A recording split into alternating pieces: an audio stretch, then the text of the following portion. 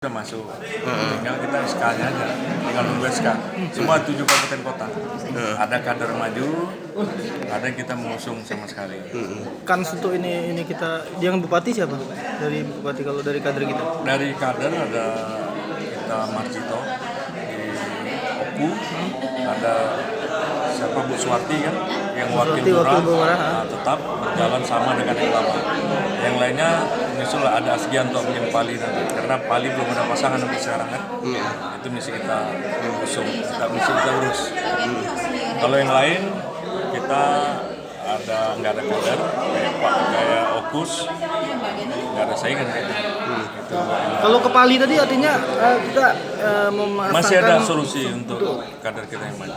Masih bisa Pak, untuk tahapan selanjutnya apa Pak? Mungkin Pak ini apa perlu survei lagi atau gimana Pak? Macam mana? Apa perlu survei lagi tahapan atau selanjutnya gimana? setelah Ada survei tetap ada, tapi itu pedoman mengeluarkan SK. Pedoman mengeluarkan SK. Itu SK sudah diusulkan dan tadi Bu Ketua sendiri bilang bahwa mungkin karena tahapan kan bulan 4 ini udah pendaftaran. Ya, Tahapan itu harus ada dukungan itu. Dukungan surat dukungan. SK dari partai lah. itu dalam bentuk nanti keluarnya Rekom itu dalam bentuk pasangan atau Pasangan, berapa pasti pasangan. Kalau belum ada pasangan susah. 2 kali SK nanti akhirnya. Karena yang di KPU itu bukan per orang, udah pasangan. Untuk target sendiri gimana Pak?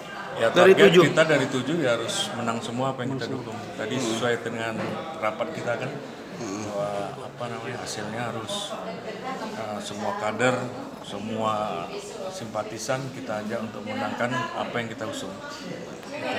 Pak, kalau di Pali sendiri itu ada berapa kursi gitu di DPRD?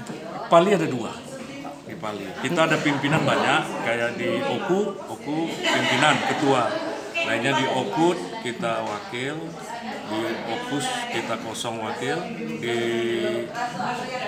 Linggau banyak pimpinan, Muratara itu pimpinan Muratara. Cuma situ kader kita nggak maju, yang mendukung. Itu ya, Oke, Mas. Yuk, Mas.